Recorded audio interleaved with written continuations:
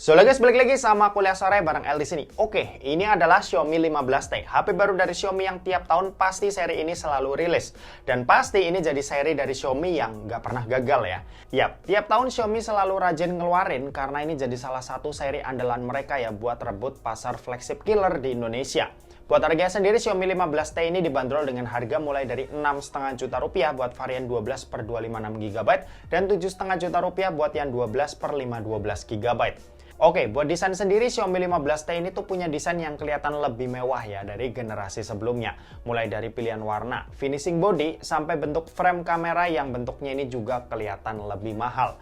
Di sisi atas smartphone ini ada satu buah lubang mic. Di sisi kanan ada tombol volume dan tombol power. Di sisi kiri ini polosan aja, sementara itu di sisi bawah ada SIM tray yang jenisnya ini dual nano SIM tanpa adanya slot buat micro SD tambahan. Lalu di sebelahnya ada lubang mic, lubang charging USB-C dan grill speaker yang jenisnya ini stereo, di mana speaker yang satu lagi jadi satu sama earpiece-nya.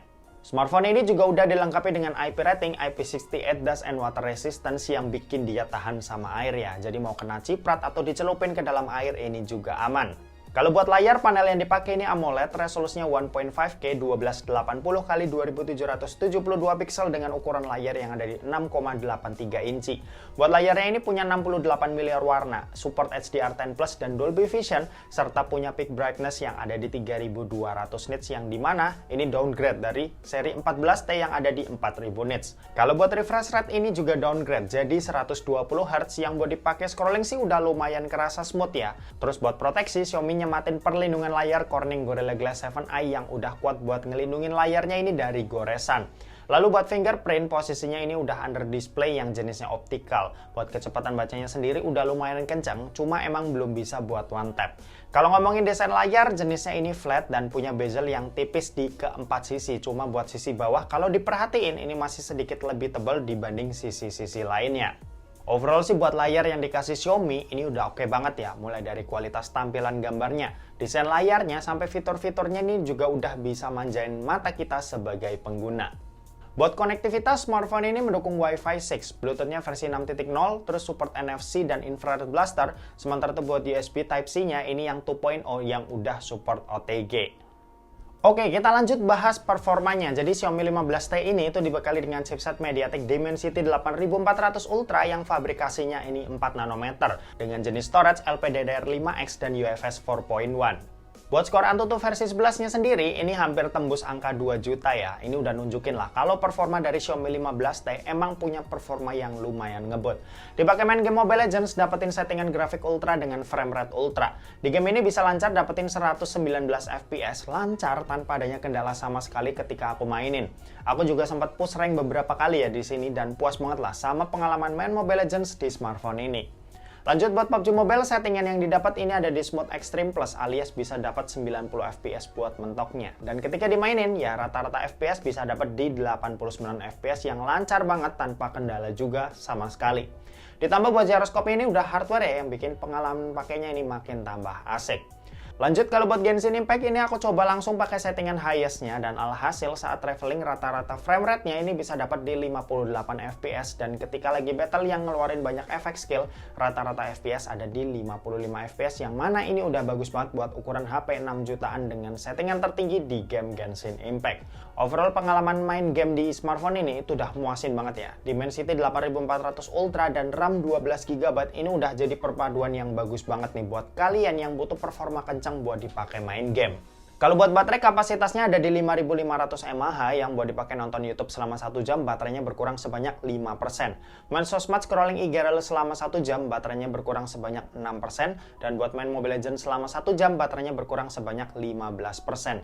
Sementara itu buat kecepatan ngecas ada di 67 watt yang buat isi dayanya dari 0 sampai full butuh waktu 50 menit aja.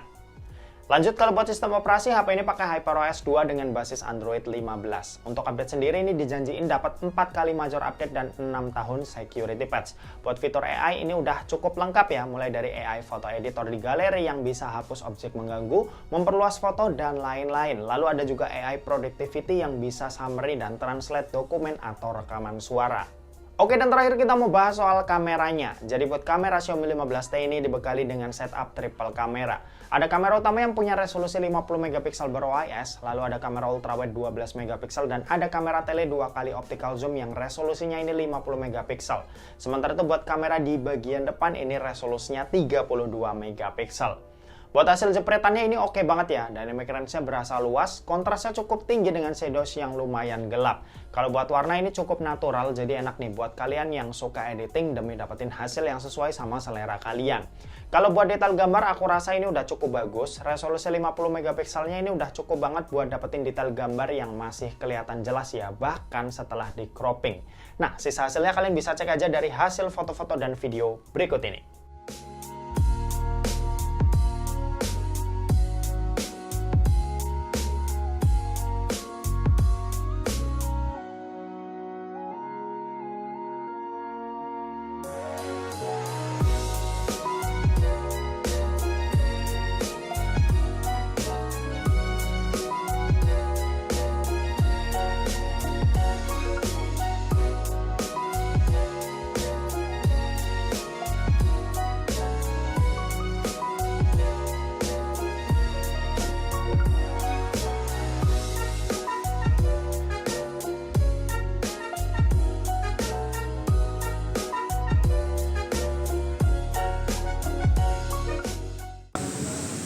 Oke, ini adalah contoh perekaman video dari Xiaomi 15T pakai resolusi Full HD 30 fps.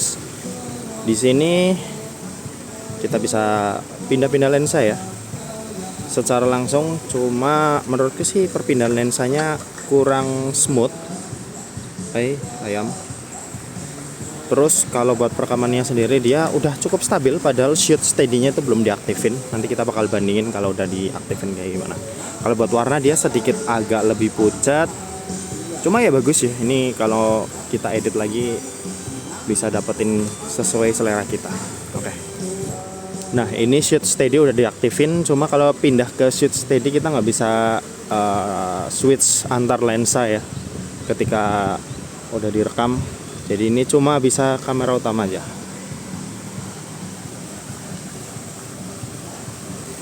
Ini Full HD 60 fps. Pindah-pindah lensa bisa. Oke.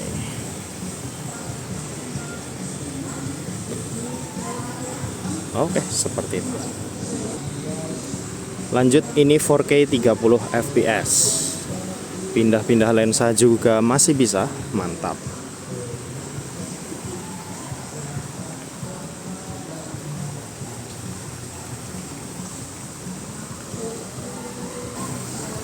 Dan terakhir ini 4K 60 fps. Kalau di 4K 60 ini kita udah nggak bisa pakai lensa ultrawide-nya ya. Jadi ultrawide itu cuma mentok di 4K 30 fps.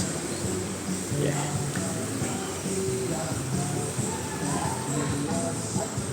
Oke, ini contoh perekaman video kamera depan pakai resolusi Full HD 30 fps. Hasilnya seperti ini. Buat backlight sendiri, oke. Lagi nyesuaiin ya, jadi antara muka sama background masih kelihatan dengan jelas, muka masih kelihatan, warna awan juga masih kelihatan. Sekarang kita pakai jalan seperti ini.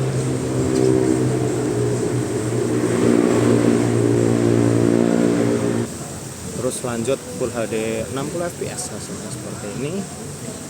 Backlightnya coba ya, oke lah ya. Next ini 4K 30 fps, resolusi mentoknya di sini ya. Kalau buat kamera depan hasilnya seperti ini. Backlightnya tadi kayak gini. Kalau dipakai jalan kayak gini. Oke, gitu aja. Kita balik ke studio. Yuk. Oke, kesimpulannya Xiaomi 15T ini itu berhasil jadi smartphone yang selalu dinanti ya sama banyak orang tiap tahunnya. Hadir dengan desain yang lebih premium. Layar masih sama cakep meski refresh rate dan kecerdasan layar ada downgrade. Performanya kencang, storage lega, baterai lumayan awet, ngecas juga kencang, dan buat kamera ini punya hasil yang cukup memuaskan. Ya intinya dengan harga 6,5 juta Xiaomi 15T ini itu udah bisa bawa sesuatu yang menarik ya buat kelas smartphone mid-range. Dan oke, mungkin segitu aja buat video kali ini. Terima kasih buat yang udah nonton video ini. Jangan lupa buat like, komen, dan share juga ke teman-teman kalian supaya teman-teman kalian mendapatkan informasi yang bermanfaat dari kuliah sore. Oke, terima kasih buat yang udah nonton video ini sampai habis dan sampai jumpa di kuliah selanjutnya. Bye-bye.